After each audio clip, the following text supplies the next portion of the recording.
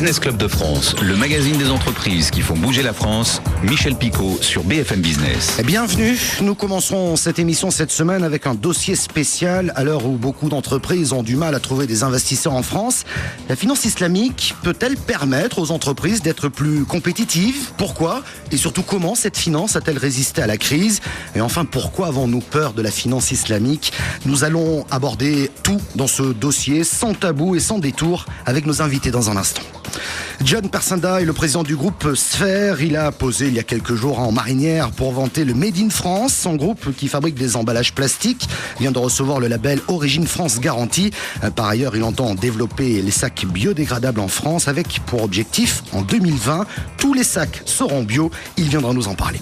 Et puis nous irons à Lyon dans cette émission pour découvrir Everial, spécialiste de l'archivage physique et numérique. L'entreprise vient de faire une acquisition très importante il y a quelques mois. C'est un gros morceau, si l'on peut dire. C'est osé de la part d'Everial. Mais aujourd'hui, le groupe a doublé de taille. Rendez-vous donc à la fin de ce 215e numéro du Business Club de France. En 2008, la crise n'avait pas encore tout à fait commencé en France, mais notre pays souhaitait développer la finance islamique sur son sol. Il avait publié plusieurs instructions fiscales pour favoriser le développement de produits d'investissement. 5 ans plus tard, où en sommes-nous? La crise touche de plein fouet notre économie. Nous avons besoin d'investisseurs, nos entreprises ont besoin d'argent pour traverser cette crise et continuer à se développer. Et pourtant, nous tournons le dos à la finance islamique qui aujourd'hui pèse, on va vérifier ce chiffre dans un instant, 2000 milliards de dollars en actifs. Alors pourquoi sommes-nous si loin des Britanniques où les actifs respectant les préceptes de la finance islamique s'élèvent à quelques 19 milliards de dollars? Peut-être parce que nous avons peur de la finance islamique et de ses produits financiers dits charia compatible. Aïe, j'ai prononcé le mot charia. C'est peut-être lui qui nous fait peur. Nous allons dans cette émission tout aborder sans tabou. Objectif, être le plus clair possible avec nos invités. Et je vais tout d'abord saluer Christophe Follier. Bonjour. Bonjour. Vous êtes directeur associé de MK Finance. Un mot de présentation rapide d'MK Finance.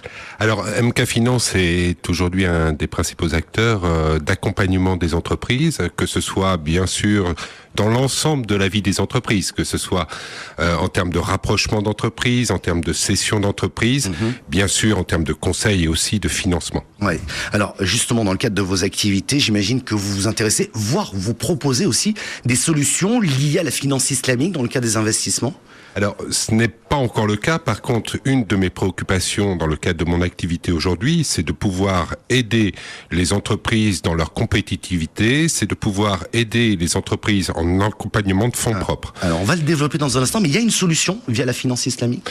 Oui, nous le verrons. La finance islamique, aujourd'hui, permet d'accompagner les entreprises en fonds propres et c'est cela qui m'intéresse dans ce concept. Alors, on va en parler dans un instant. Je voudrais saluer Vincent Liégeon. Bonjour. Bonjour. Merci d'être avec nous. Vous êtes directeur commercial de Swiss Life France. Et vous êtes avec nous, je vous en remercie, parce que Swiss Life a lancé un produit de finance islamique, c'est une assurance vie.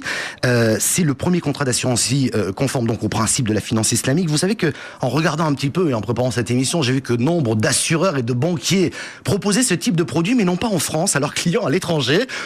Qu'est-ce qui vous a poussé, vous, à le proposer? Tout à fait. Bien écoutez, nous avons identifié une demande de certains investisseurs particuliers, désireux d'épargner dans le respect des principes de leur foi, et nous avons constaté qu'aucune solution n'existait sur le marché, et que de nombreux musulmans pratiquants étaient contraints de laisser, par défaut, il faut le dire, leur épargne sur des comptes courants. Alors on va voir dans un instant comment vous avez construit ce produit. Quand je dis construire ce produit, c'est parce qu'il doit répondre, et il doit être certifié, pour être très très clair. Mais on va le développer. Je vais saluer nos autres invités. Je voudrais saluer Kader Merbou. Bonjour. Bonjour. Merci d'être avec nous. Vous êtes co-responsable du Master Finance Islamique à Paris-Dauphine. Et vous avez une de vos étudiantes qui est avec nous également, que je vais saluer. Je vais en profiter. Ayat Chiloua. Bonjour. Étudiante, merci d'être là. Qu'est-ce qui vous a poussé à étudier et à faire un Master de Finance Islamique? Alors, je choisis ce Master à Dauphine parce que c'est un master très complet qui offre une réelle articulation entre la finance conventionnelle et la finance islamique. Par ailleurs, j'exerce aussi un métier de conseiller en gestion de patrimoine et c'est vrai qu'il a de véritables débouchés tant en France qu'à l'étranger. Alors on va parler des débouchés dans un instant parce que c'est la question qu'on se pose. Pourquoi ça marche pas en France et qu'est-ce qu'il faut faire pour pouvoir le développer? Visiblement, il y a des débouchés. J'en profite pour saluer à ma gauche, même si à la radio ça ne veut pas dire grand-chose, Patrick Géry, bonjour. Bonjour. Vous êtes avocat chez Simons & Simons, spécialiste entre autres du financement des structurations juridiques et fiscales, de sociétés, de fonds d'investissement. Juste, vous prenez la parole quand vous le souhaitez. Vous êtes l'avocat de cette émission. Kader Merbou, on va essayer d'y voir plus clair. On rentre dans le vif du sujet. Qu'est-ce que